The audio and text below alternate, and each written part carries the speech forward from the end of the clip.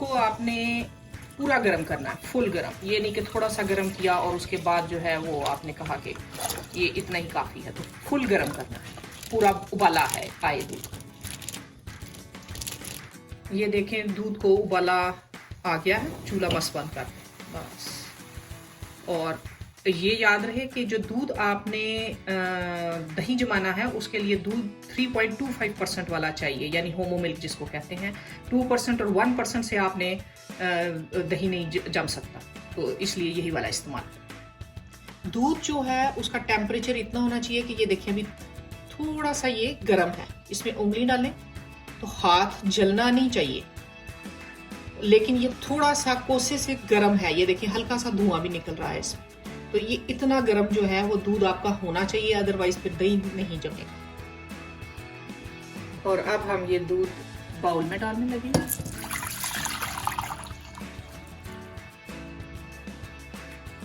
और इसमें यही आपने जो है 3% वाला 3.25% वाला जो योगर्ट है वो डालना, कोई भी ब्रांड का ले लें। और ये इसमें ध्यान रखें कि या तो 3 टेबलस्पून लेवल और या 2 टेबलस्पून फुल, तो ये हम फुल डालेंगे।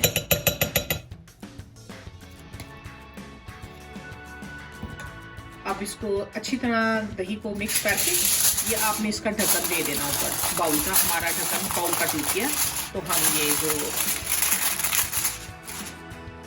एल्यूमिनियम जो फॉइल है उससे इसको कवर कर रहे हैं। और ये हमने 2 किचन टॉवल रखे हुए हैं, इनमें हम जो है इसको बिल्कुल अच्छी तरह से आपने पैक करना है। ये देखिए बिल्कुल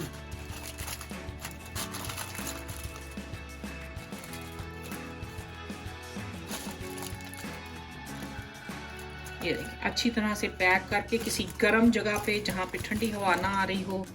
ये देखिए ये नीचे हमने वो मैट रख लिया है और यहाँ पे हमने ये दही जमने के लिए रख लिया। अब आपने ये 6 से 8 घंटे के लिए रख देना है और बीच में खोल के बिल्कुल भी नहीं देखना। अगर इसका टेम्परेचर ठीक है तो जब 6 से 8 घंटे के बाद आप खोलेंगे ये जमा हुआ होगा। ये आप दही को रखे हुए तकरीबन 7.5 घंटे हो गए हैं। ये अब हम आपको खोल के दिखाते हैं।